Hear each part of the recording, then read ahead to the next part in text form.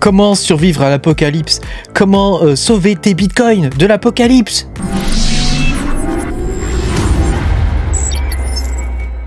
Bonjour les amis, je suis très content de vous retrouver aujourd'hui pour cette nouvelle vidéo où on va parler de l'apocalypse et de Bitcoin. Hein. Comment survivre à l'apocalypse et sauver ses Bitcoins. Pense à mettre un petit pouce bleu, à t'abonner à la chaîne si t'es pas abonné.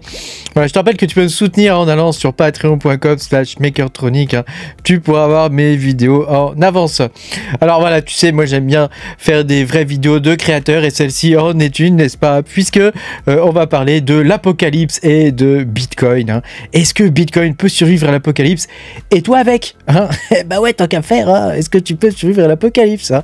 Donc j'avais fait déjà une première tentative sur ce sujet hein, avec une autre vidéo que j'ai sortie déjà il y a un petit peu plus d'un an hein, voilà donc bon je te mettrai la petite vignette ou quelque chose comme ça dans ces eaux là, attends je sais on voit plus mon bras, dans ces eaux là par là hein, d'accord, donc on va pouvoir continuer. Donc déjà imaginons en cas d'apocalypse hein, de guerre nucléaire hein, mais oui ma foi c'est de plus en plus envisageable par les temps qui courent hein.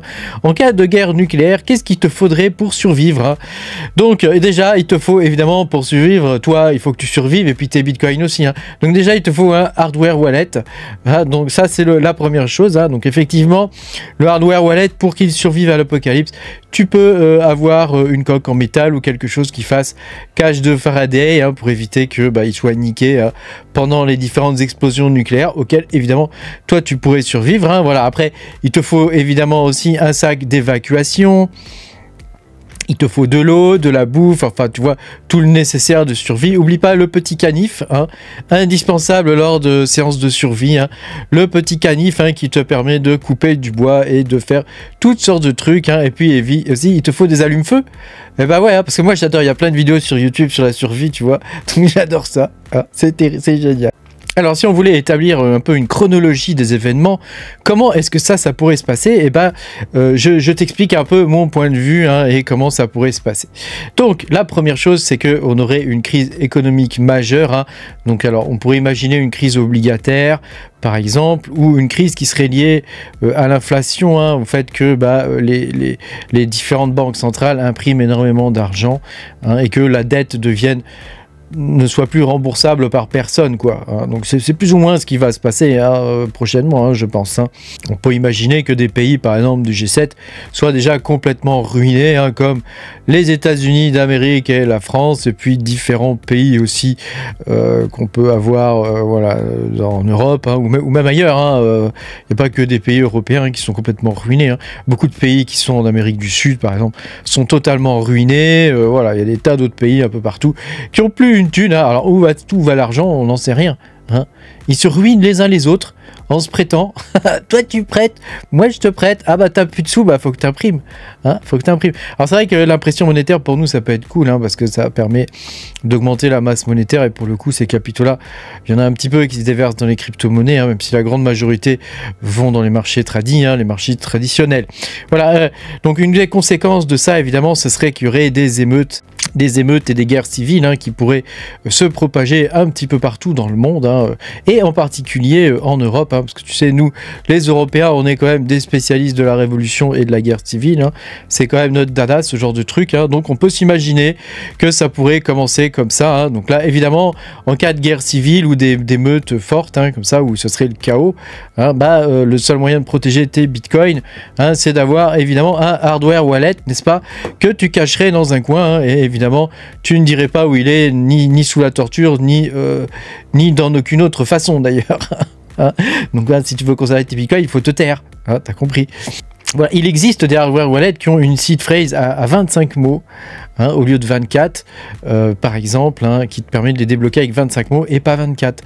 Tu vois ce genre de choses. Il y a des subtilités qui existent comme ça hein, et donc avec 24 mots tu ne pourrais débloquer qu'une partie des fonds par exemple. Tu vois ce genre de choses. Mais peut-être que je t'apprends rien. Hein. Mais peut-être que tu apprends quelque chose. Finalement cette vidéo a peut-être un but pédagogique aussi. Hein. Donc on pourrait s'imaginer que voilà, après la crise économique on aurait évidemment les gens ont faim hein, donc on aurait voilà toutes sortes d'émeutes, de révolutions et de trucs comme ça hein, et s'en suivraient évidemment des guerres Hein, des guerres, puisque tu sais, tous ces trucs-là, ça va jamais seul, hein, et au bout d'un moment, bah, c'est la guerre, hein, donc il y aurait des petites guerres un petit peu partout, hein. Alors il y aurait d'abord des guerres quand même pour contrôler certaines zones du monde, certaines zones en particulier où il y aurait des richesses, je pense à du gaz et des choses comme ça, hein, donc il y a divers endroits sur Terre où on a ce genre de choses, hein. Donc voilà, ça pourrait être des guerres qui seraient liées à l'énergie, hein, aux énergies fossiles principalement, hein. Un déclencheur par exemple d'une guerre générale, hein, d'une guerre mondiale, hein, ça pourrait être le fait que l'Iran soit attaqué, hein, puisque l'Iran, tu sais, il vend 95% de son pétrole à la Chine, hein, et donc si on touche à l'Iran, fatalement, tu vois, c'est des engrenages, tout ça qui se mettrait en place, hein, les uns après les autres, hein. Donc pour l'instant, bon, il se passe pas grand chose, ils se tirent des missiles à distance, hein, à distance raisonnable bien sûr, hein, mais voilà, pour l'instant il se passe pas grand chose, donc ça va encore, hein, mais c'est vrai qu'à un moment donné, il y a quasiment pas de mort, je crois d'ailleurs, hein. À un moment donné, si jamais il devait se passer quelque chose, ça serait l'engrenage total, hein. Ça serait l'engrenage total, et malheureusement, c'est quelque chose qui est possible, voire même envisageable, hein. Donc bon, faut pas non plus dire ça n'arrivera jamais, hein, voilà. Alors dans le cas où il devait y avoir une guerre nucléaire, hein, faut savoir qu'en France, il y a quasiment pas d'abri, en tout cas, à ma connaissance, il n'y a pas d'abri, hein. En Italie non plus, hein, je connais pas de pays, à part la Suisse, où il y a des abris atomiques, hein, où la population peut se mettre en sécurité, voilà, en cas d'attaque nucléaire. Donc évidemment, quand est-ce que pourrait se produire cette attaque nucléaire? Bah, il y en a qui disent que ça pourrait se produire au mois de février, mars, parce que la Russie, tu vois, tout le nord de la Russie, là, toute cette partie-là, est pris sous la banquise, et donc comme c'est pris sous la banquise, et ben les sous-marins nucléaires, donc les nôtres et puis ceux des États-Unis d'Amérique, ben, ne peuvent pas sortir, quoi. Hein, ils peuvent pas sortir de l'eau. Si tu as 3 ou 4 mètres de glace, tu le tires pas de ton missile nucléaire, hein.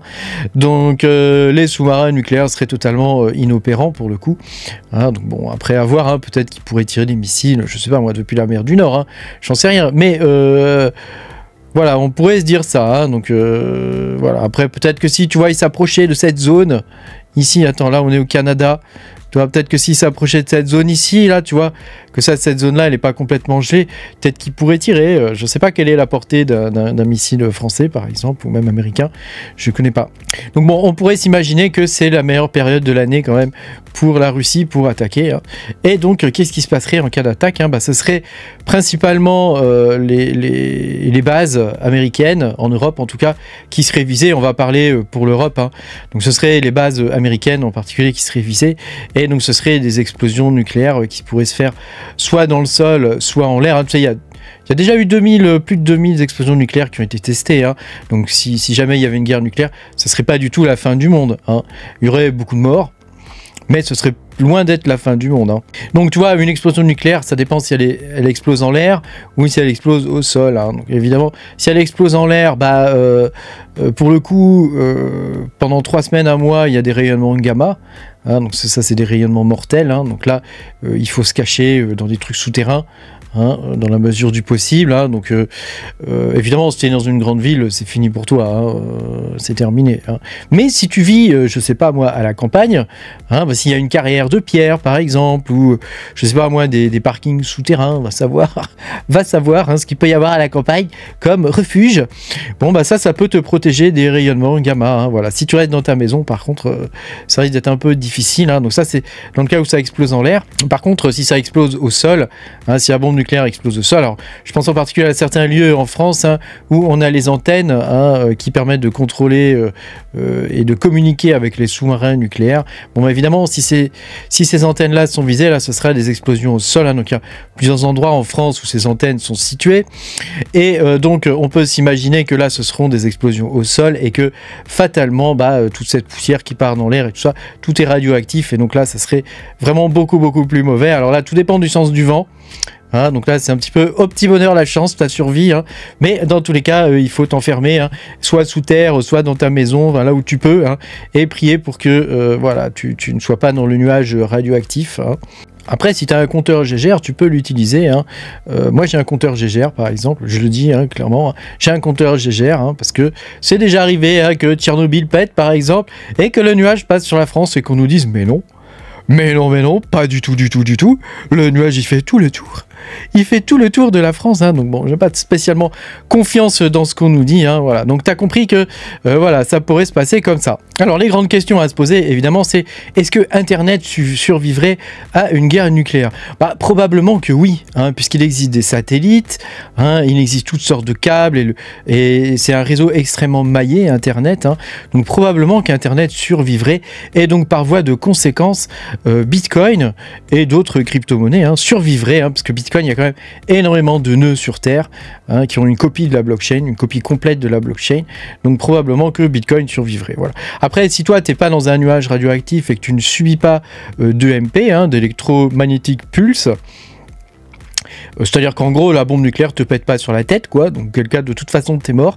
Hein. Bah, ton hardware wallet a quand même énormément de chances de survie et ton ordinateur aussi, quelque part. Hein, parce que si il suffit d'avoir un petit ordinateur portable et t'as quand même de grandes chances de garder tes bitcoins et de conserver la vie, mine de rien. Ce qui peut être pas mal, hein, au final.